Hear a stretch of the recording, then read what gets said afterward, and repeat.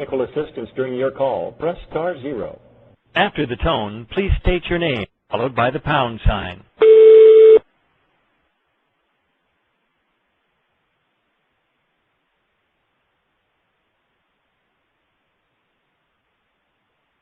I'm sorry, we did not get your name. After the tone, please state your name, followed by the pound sign.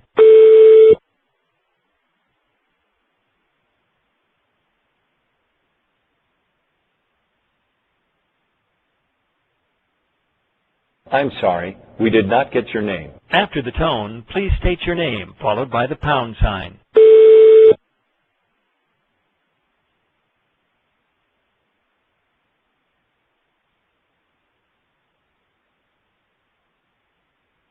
There are 22 parties in conference, including you.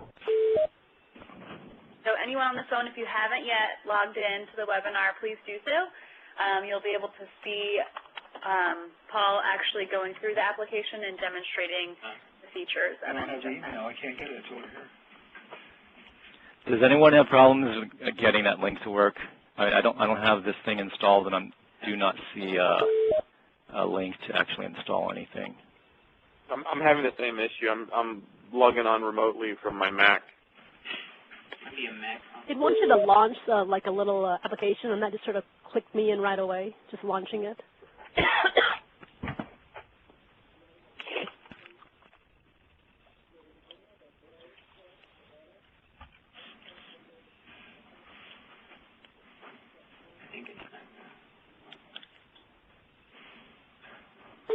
My password. Hello. Here's the certificate. Okay.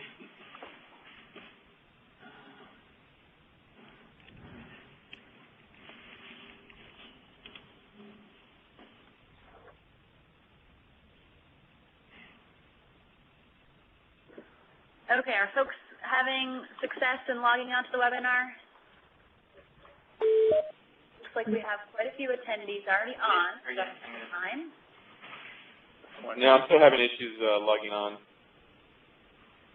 Alrighty, we'll give it just another minute or so, and then we'll go ahead and get started in the interest of everyone's time.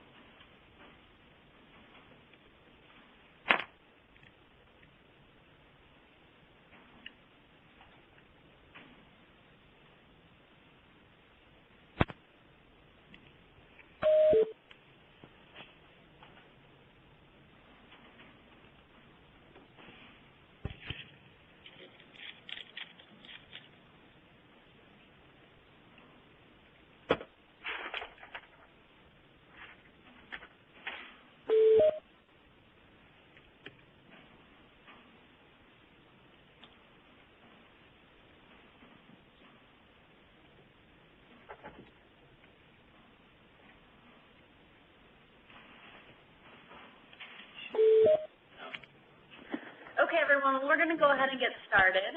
Thanks, everyone, for joining today. On today's call, we're going to go over how to upload your AU data to the system, if you haven't already had the chance to do that, how to delete it if, in the case, you discover there are some errors and you need to delete it before you can upload a revised file. Then we're going to go over the analysis features and how to make some modifications to make sure that you can get the best use out of your data. And then we'll also highlight some of the new features that just became available in this most recent release of NHSN a couple weeks ago, which include some pie charts and some bar charts. And finally, we'll have just a brief highlight of the group function within NHSN and how you can use that to your benefit within your healthcare system. So we will also be recording today's call so we can use it for future reference and anyone else that's interested in the AU option. So please note that your questions will be recorded and we will hopefully be posting this online. We can send that link off once we get it posted. So without further ado, I'm going to pass it over to my colleague Paul Malpede here, and he's going to be the one demonstrating everything for us today. Okay, thanks, Amy, and hi, everybody. I feel like I know some of you guys from the AU stuff, but for those of you who don't know me, I'm an epidemiologist here in the Division of Healthcare Quality Promotion, and I'm an epi working on the NHSN surveillance system, not just the antimicrobial use piece, but with a lot of our user support for anybody using the system for any healthcare-associated infections or trying to report data electronically for a variety of things, including antimicrobial use through our electronic CDA import. So I know that it's a pretty broad group today, and I'm not going to assume any knowledge about NHSN. So for those of you who have heard some of this or are experienced NHSN users, please bear with me just so we can make sure that we're at a level that's appropriate for everybody. So, Don Wayrick actually just mentioned early on a question about the username and passwords. And I just want everybody to know that I am in a testing version of NHSN right now. So the way that a user would log into NHSN is different for me here at CDC than it would be for you out in the field. When you decide that you're ready to start using NHSN, there's a process that would get you access. And because NHSN is a system that has, personally identifiable information in it, it's a high security system here at CDC. So any user needs to get a digital certificate to authenticate them and allow them to log in.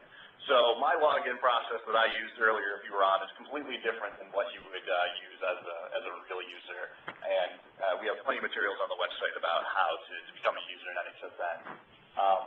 Another point to make about this testing version of the application right off the bat, when we look at the antimicrobial use data in here, it's junk. It's not anything from a real facility. We don't try to make it look realistic. This is one of our testing environments, so we put data in to see how the system is performing given a bunch of different changes that have been made or how the data looks. So when we get to the graphing and looking at the data, please don't think this is real data. The numbers are going to look wrong. So just a heads up about that. Once you do access to NHSN, though, you will have this NHSN landing page right here. These are how people get into individual facilities in the system. What I'm going to do today is just log into one of my test facilities that has some antimicrobial use data in it to show you some uses of how a user would interact with the system.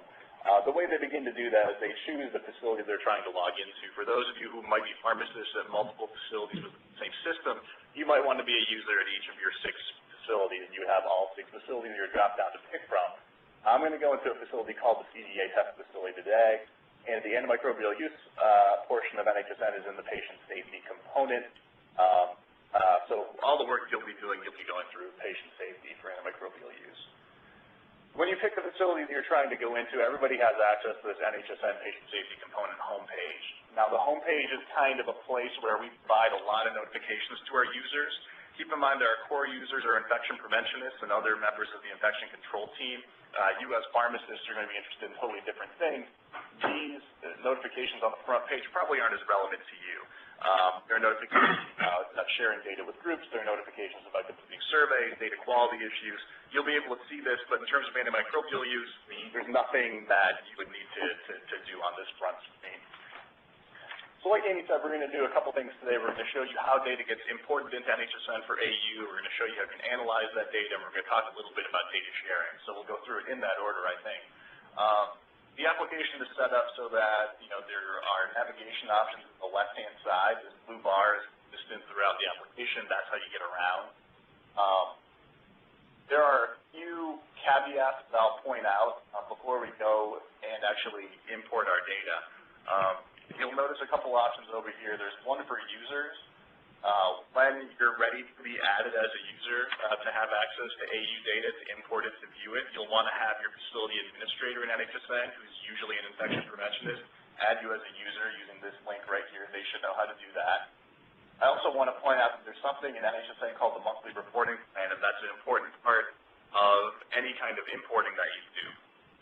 Each month we ask our facilities to let us know which infections or other events they're reporting to the system. So when they are participating in a various state mandate reporting programs, for example, they have to tell us in their monthly reporting plan, this month I'm reporting central line-associated bloodstream infections from my medical ICU.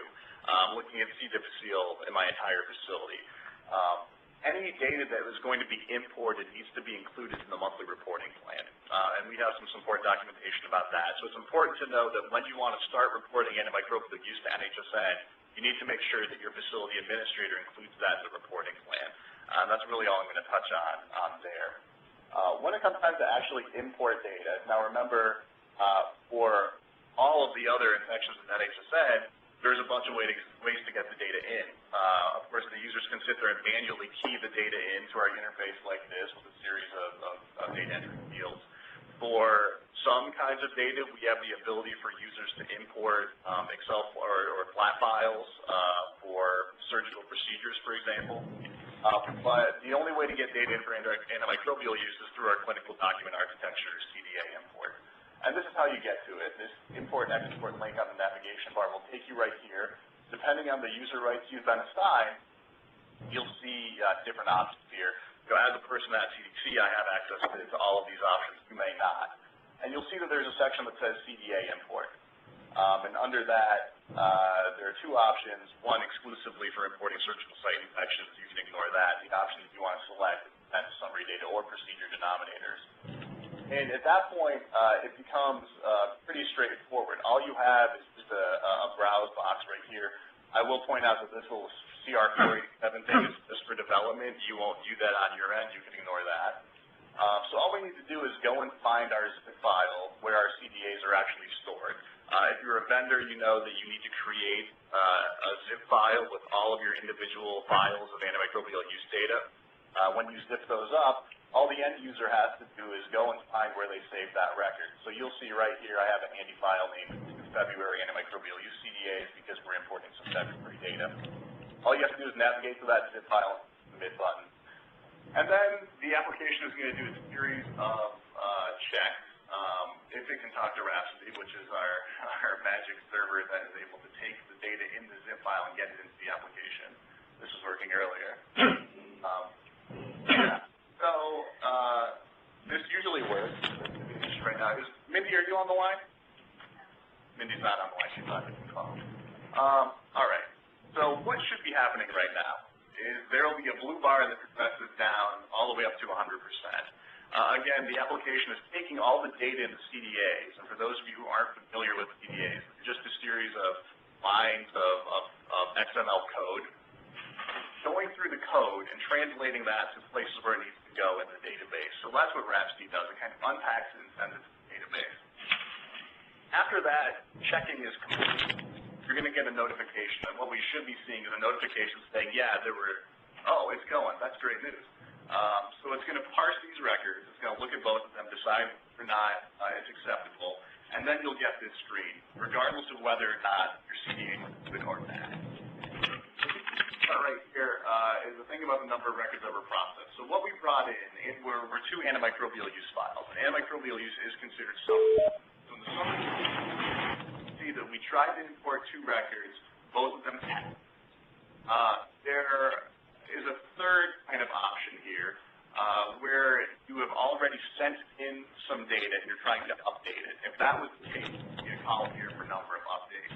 And you'll see a little asterisk, they're talking about CDA set IDs. Your vendor contacts will understand set IDs. That's a unique identifier for each piece of data that's brought in by CDA. Down here, we have different tabs about the validation results. Now, keep in mind, users who are reporting HAIs are probably sending in events and summary data at the same time. Or again, AU is a summary data file. So when you click on that tab, you'll see that we tried to bring in data from our ICU and from our facility-wide inpatient location for February 2011. And the application has checked them and it said they're ready for import. They're new records, they look good, they didn't fail. We can bring those in. I will point out that if anything is wrong with these, there will be a different status here that says error, and then this error report button will become active. If you click that error report button, it's going to open a brand new window with a PDF, and that PDF contains some technical details about why this CDA failed the import. What we recommend that you do if you have trouble is you click the error report button, get that PDF file, save it to your desktop, and send it off to your vendor to start. If you don't have a vendor, if you're doing this yourself, or if your vendor needs more assistance, then we have a CDA support desk here at NHSN where we can help you, and we're able to troubleshoot a little bit more easily when we get that PDF file. And that email address is NHSN CDA @cdc.gov for those of you who are at that point. So again, these are ready to go. You just need to hit the submit button here, and it's going to import the records into the database, and it'll say that these files were successfully imported.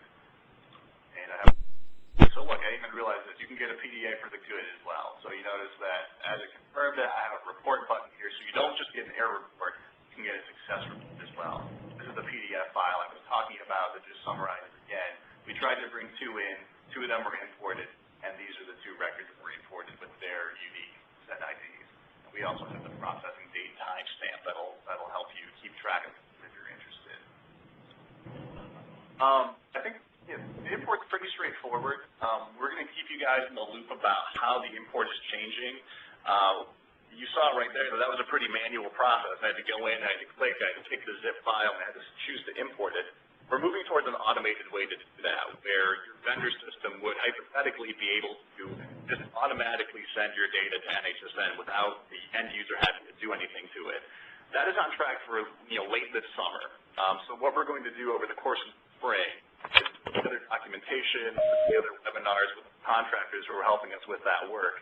And for the vendors on the AU distribution list, both homegrown and companies, we'll keep you in the loop about how the import is changing as well.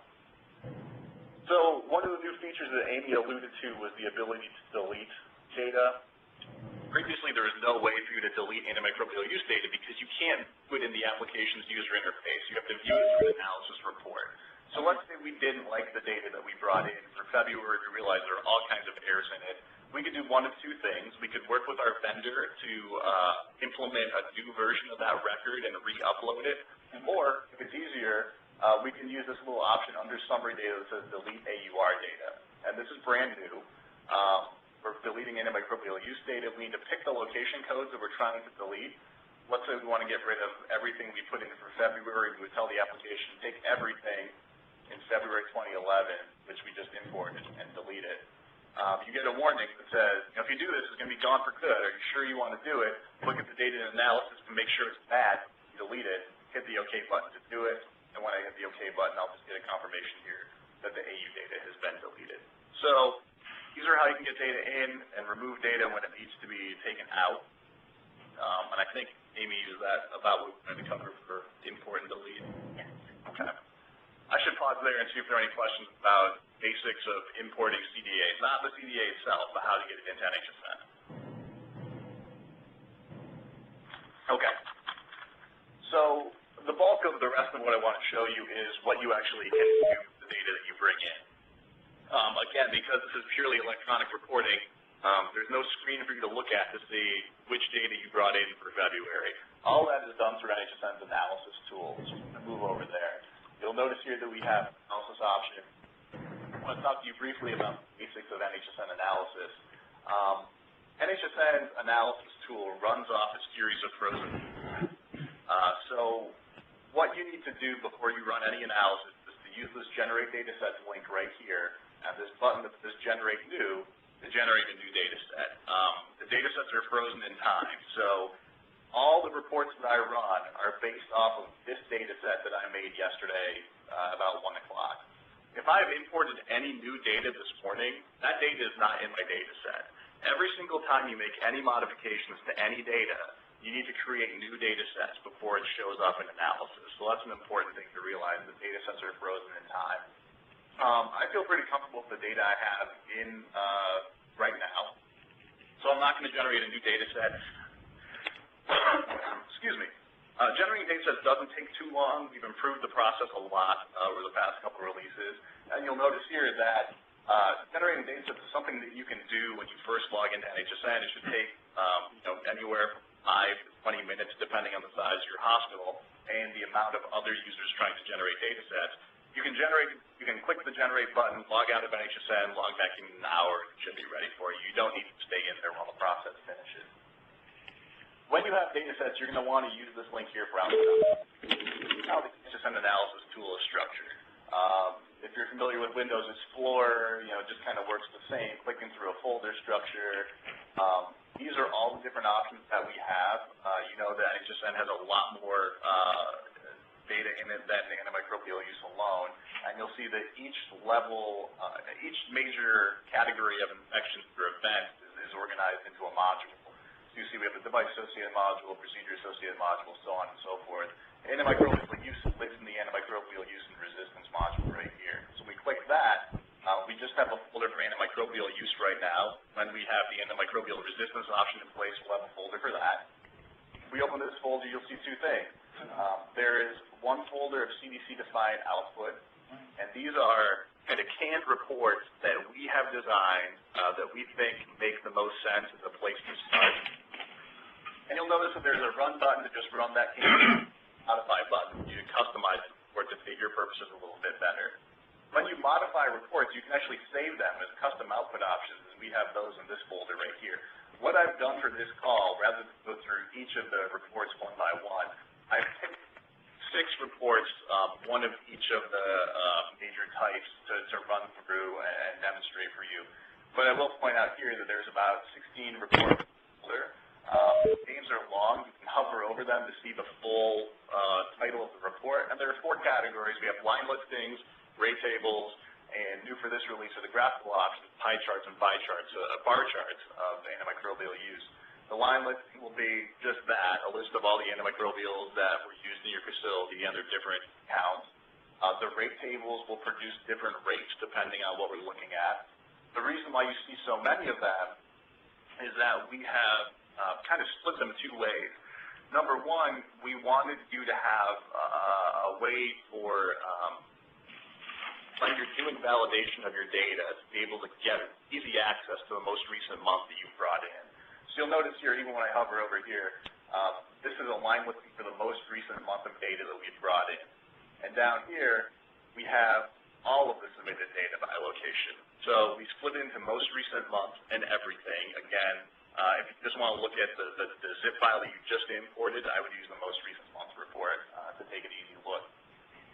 The other split that we have is for the facility-wide inpatient location or fact-wide in versus the individual locations one by one. And in the reports that I've kind of put together, we'll show you the differences there. So the line listings and the rate tables both use that level of organization. The graphical outputs are broken out by different categories of antimicrobial. See, here is antibacterial, here we have antifungals, and here we have the anti-influenzas. So we know that that is something that you're interested in looking at when you're slicing and dicing your data. We've done that work for you ahead, but you do have some more flexibility in your modifications. So again, this is how it's laid out. There's a run button, there's a modify button. I'm going to show you those in a minute. I'm going to collapse the CDC-defined output folder so we can just focus on the 6 that we're going to review today. I'm going to go somewhat out of order. The first thing I'm going to do is I'm going to run the antimicrobial use line list by location. And I have made some modifications to these to make them a little easier to view. So the application is checking your data set and formatting it. And what it's doing is it's pulling all of the data into the report that we requested. Again, this is a line listing of all the AU data by location. So you'll notice a couple things.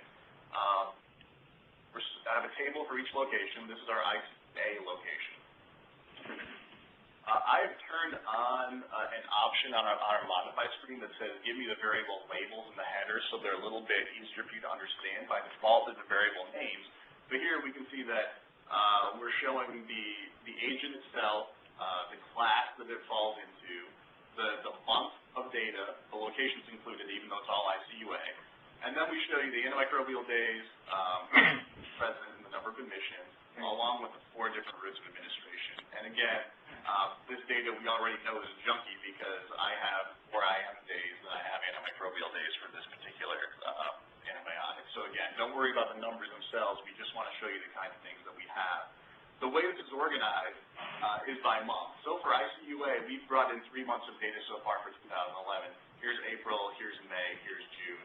And again, we're listing out the days and the different routes of administration. This is going to be a pretty extensive list here. scroll location. It is alphabetical by drug. And as I get closer here to the end of the alphabet, you'll see here is my location that was called in burn CC. This is my burn ICU. The data has been a little bit different in this location. I've only submitted May 2011 so far. So that is something you can keep an eye on, which months have been submitted. And here, again, we just have a bunch of 3s from our test cases. So I know Melinda Newhouser's on the line. I wonder if she has anything to add about line lists. No, nothing else. Okay. Melinda, I do want to show them one more thing about this. When we go to the modify screen, I do want to walk you through this very, very briefly.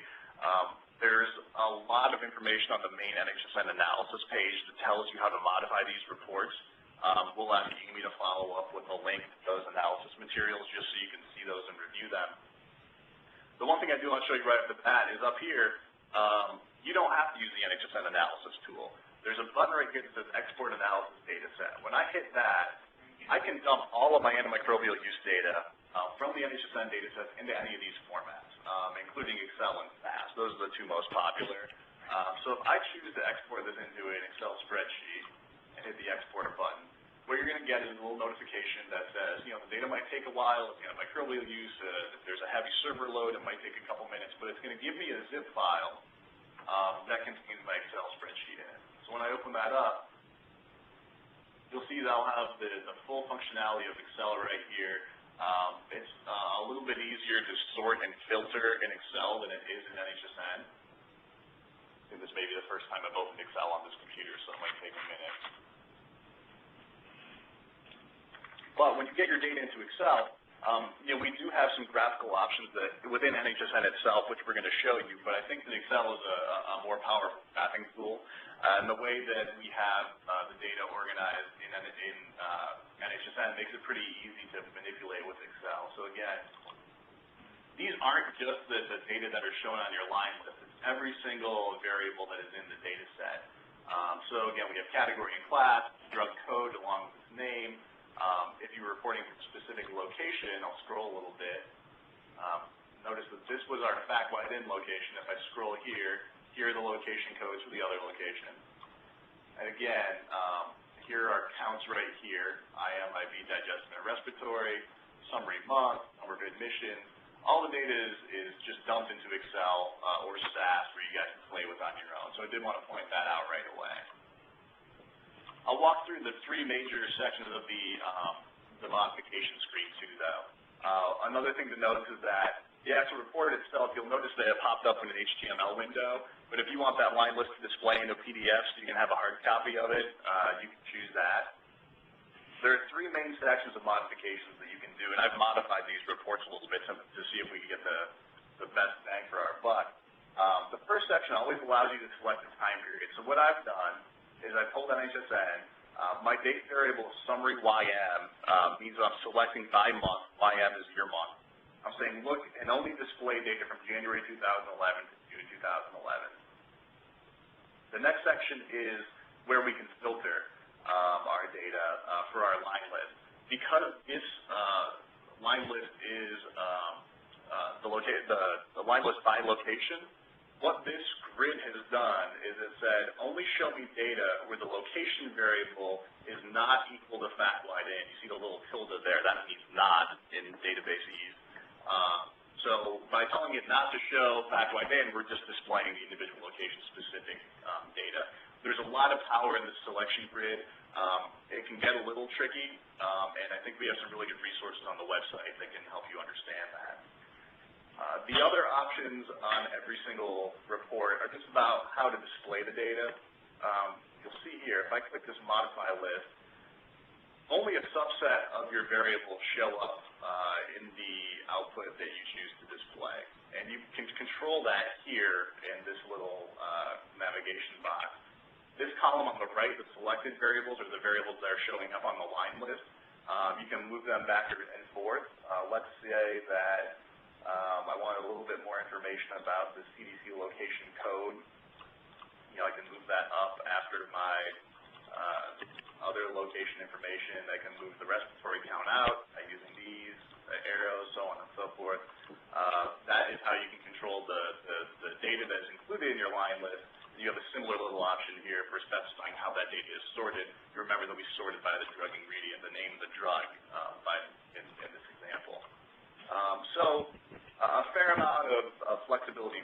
emphasizing this. I don't think that this is important for you guys to know yet because most of you don't even have access to the data.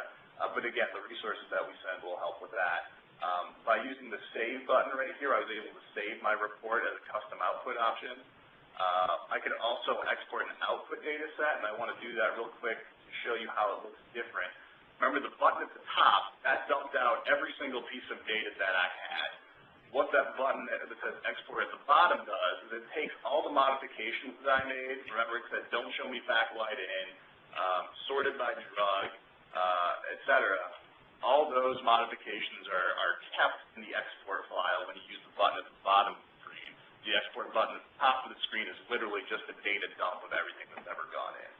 And that's also covered on the materials on the website. So I think that's really all I want to do about the modified screen. I want to run through the other reports to show you guys how they work more than anything. The second report I'm going to run is the rate table. And you'll see here that this is an antimicrobial use rate table for the fact-wide in location, the facility-wide inpatient. I hit the run button here. It's going to pop up in another HTML window.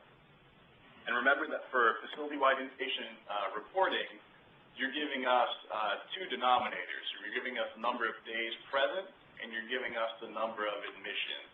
Because you're doing that, we can calculate two different rates. We can do a rate per 1,000 days present and a rate per 100 admissions. And both of those are displayed on the rate tables here.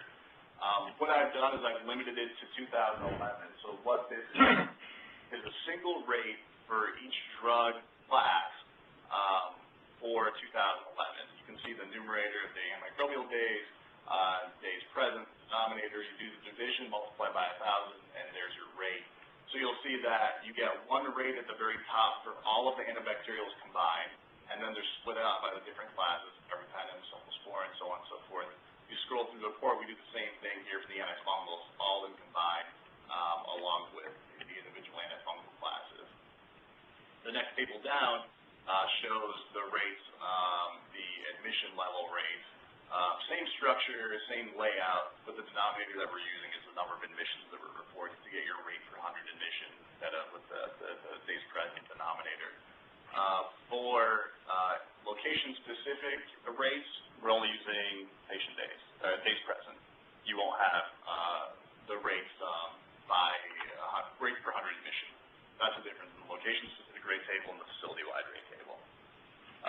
Eventually, we will be able to use the data that we've gotten from the early adopters to come up with national rates, and we'll be able to benchmark within this rate table to the national data.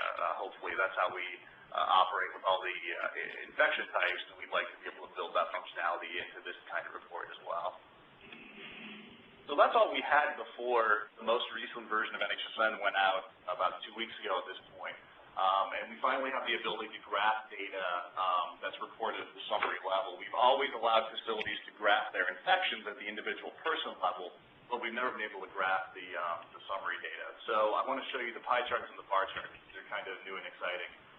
So the first pie chart I'll show you is the antibacterial pie chart, and then we have a separate one for the antifungals. If I hit the run button here in my HTML window, we're going to see a pie chart here that is looking at, this is actually looking at the most recent month of data that was imported.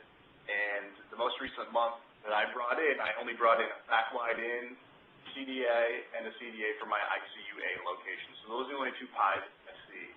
You'll notice the key is at the top. The colors are limited by staff, unfortunately. So you can see that this piece of the pie is very similar to this piece of the pie.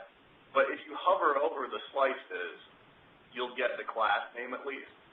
So in the user interface, not great, especially these two browns are pretty close as well. But you can see the name of the drug by hovering over. The number on the interior are the number of days, and the percentages are on the exterior. You can control that on the modify screen. You can change the way the pieces of the pie are labeled. But again, this is at the class level for the different antimicrobials. What I'll do for the antifungals is something different here.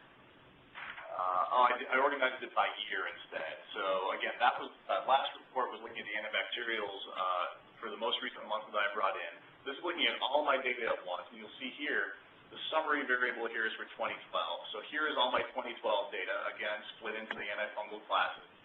If I hover over, I can see the names. So the first set of pies, back-wide in an ICUA, is for 2012. Second set of pies for 2011. Third pie is for 2009. So you can sort it and have a pie for each year to see how the wheels change. You'll notice here they don't change at all. The data is exactly the same. But you have the ability to kind of carve the data up however it's most useful for you now that we have these graphical output options. There are influenza ones as well. The data that we have in the test facility for influenza just really isn't there, so I didn't bother creating any of those. Along with the pie charts, we have bar charts now. So if I run the antibacterial one, this is kind of a default view. I didn't really do anything to modify this. I think I pulled some of the drugs zero usage out. So by default, I'm going to show drugs where you have data reported. So again, it's by antimicrobial class. You'll see the bars are organized left to right. We have vertical bar options for the other bar charts, but because of the way this data is structured, it just got to be too big, too much. So all these bar charts are horizontally oriented. And again, you'll have the counts on the right side along with the percent. You can change the drugs that are included. You can split it out by year. This is, again, the most recent data, so it'll be by location. So this is for our fact-wise location. You'll notice that our axis goes up to about 70,000, very high.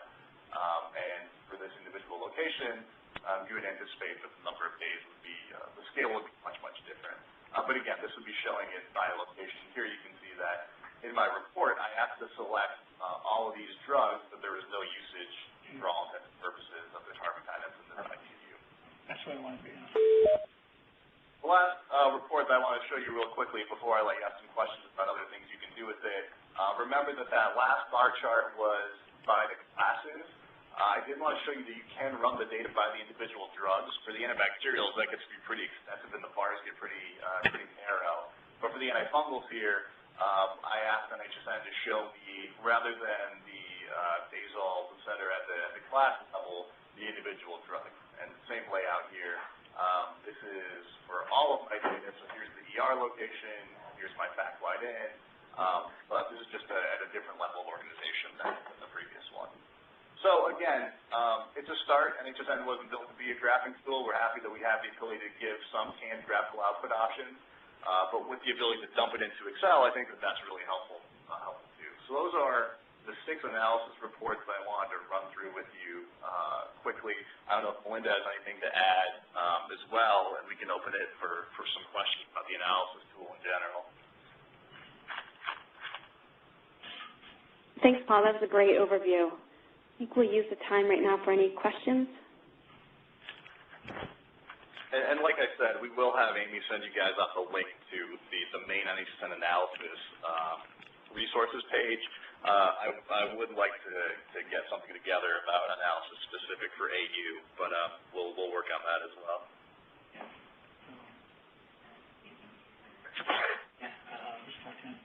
Okay. Sorry, I'm going to hang up. Question? All right. So the last piece of NHSN that I want to talk about that Amy alluded to is the group function.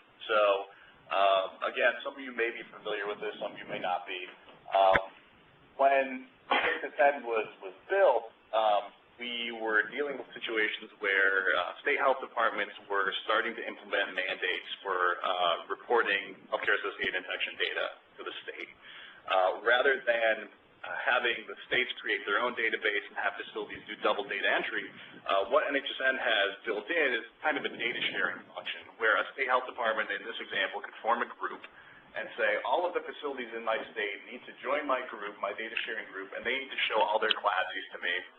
They won't be able to see each other's data, but I'll be able to see everybody's data in one place. That way, they only have to enter it into NHSN, enter it once, and then they can let different entities have access to it. We can think about the antimicrobial use option in the same way. Let's say that you have a 20, 30 facility network of hospitals. You're a big hospital chain, a big organization, and you have all of your facilities participating in the antimicrobial use project. We would be very excited about that. and you want to be able to see all of that data in one place, which means you'd be able to analyze it all in one place. You'd be able to analyze the data from all of the facilities at once through a reporting group. So what I'm going to do is I'm actually going to log into a different group, go to one of my groups, and conveniently enough, I have a group called the Antimicrobial Use and Resistance Test Group.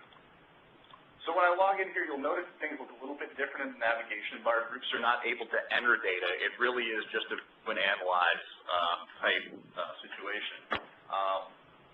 For the group function, there are some administrative tools that you need to set up, and we have some, maybe I'll ask Amy to send these along too. We have 3 really good training slides that's about how to set up a group, how the group function works, what it's all about.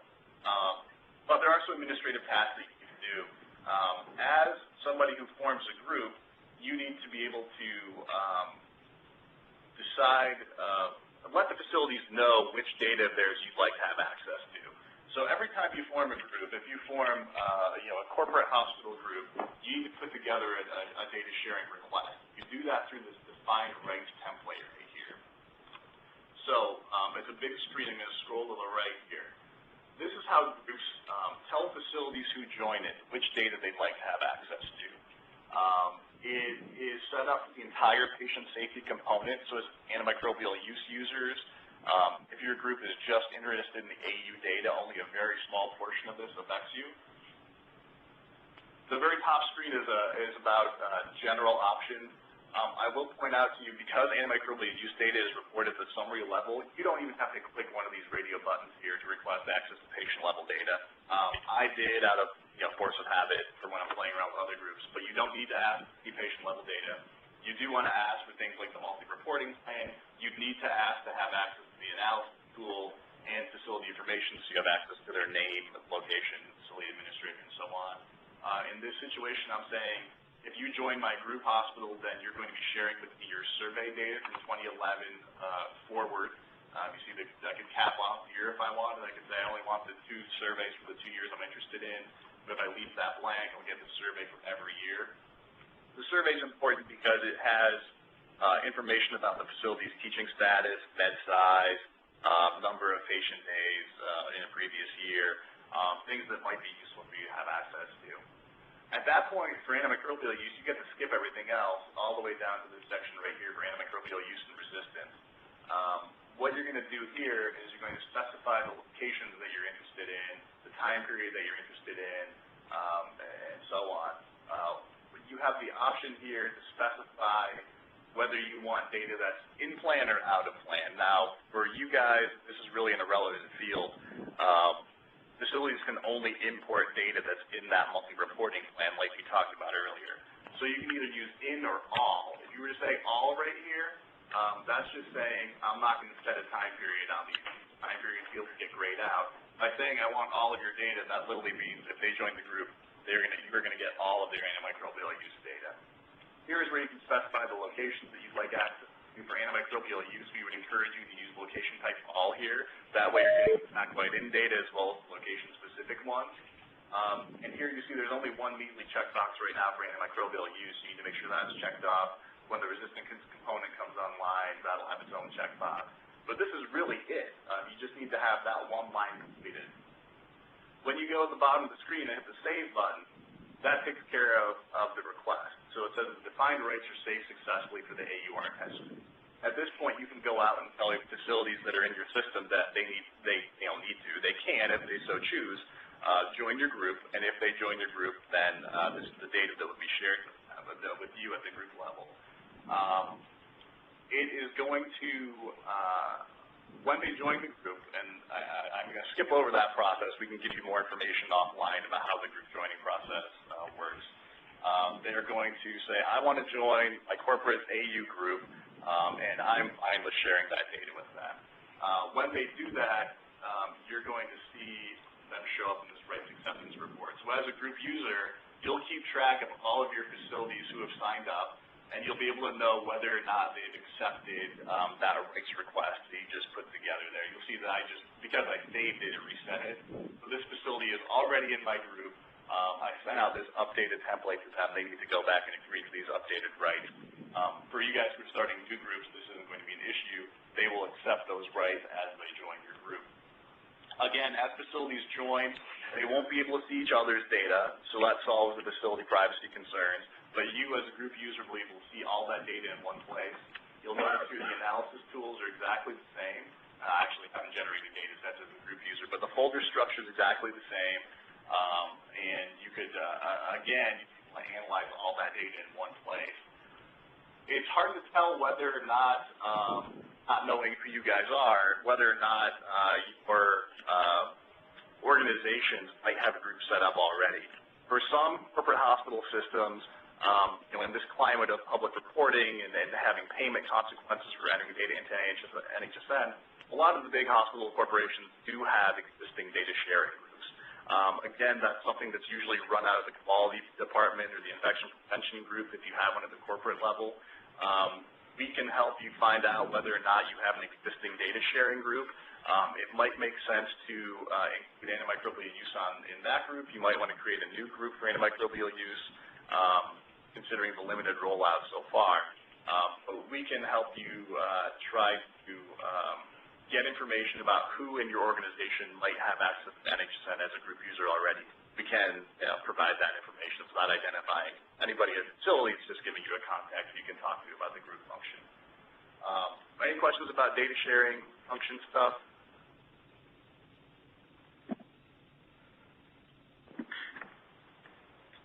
Okay, questions about NHSN in general then. That's all I have to show for today. I've got a question regarding when there is enough data to benchmark antimicrobial use, will there be a function to risk stratify? So for instance, if I'm a community hospital A, I'd like to compare my vancomycin use against other hospitals that had similar DRGs and similar amount of beds.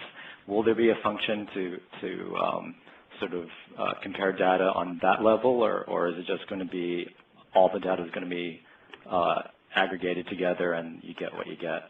Right. So, I mean, I'll defer to Melinda on that, but in general, it would be risk-adjusted comparisons would be able to be made.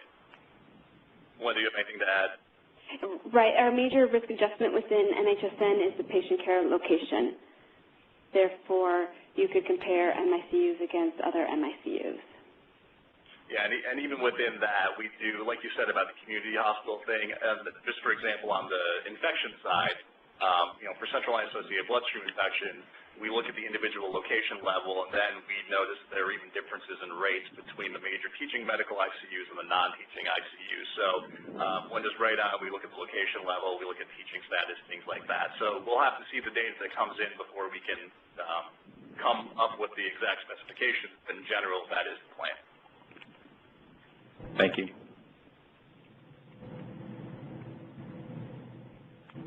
Okay. Well, again, like I said, we'll have Amy follow up with some additional materials, and she can include my email in that, and then you guys are welcome to follow up with questions, too. So thanks. Okay, thank you so much, Paul. The last section, oh, sorry, was there a question?